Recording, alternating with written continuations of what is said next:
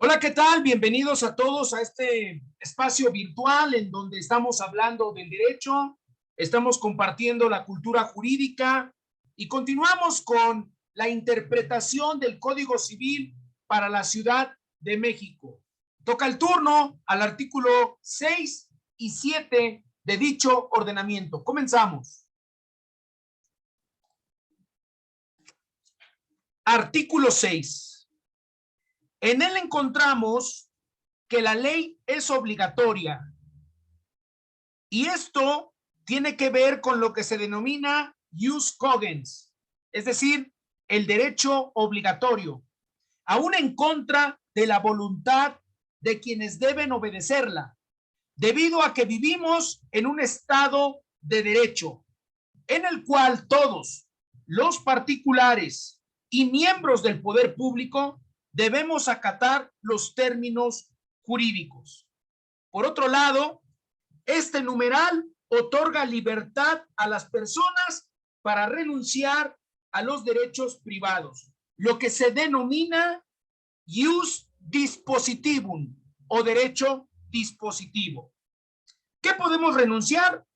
Podemos renunciar los derechos de propiedad, podemos renunciar a los derechos de propiedad, a los derechos hereditarios, a un servicio particular, al derecho como acreedor de una deuda, siempre y cuando esta renuncia no afecte al interés público ni perjudique los derechos de terceros. Entonces, ¿cuándo afectamos a un tercero?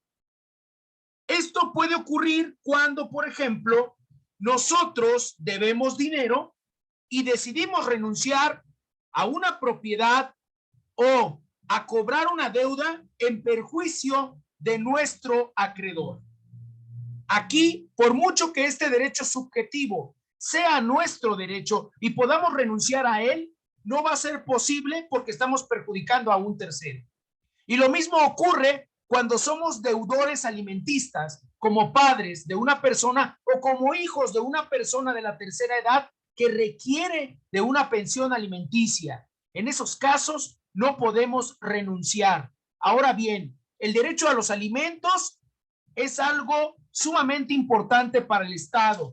Así que renunciar a los derechos que tengamos sobre una deuda o sobre el patrimonio referente a una herencia, por ejemplo, o renunciar a la propiedad cuando nosotros debemos alimentos, no es posible porque es un asunto de interés público.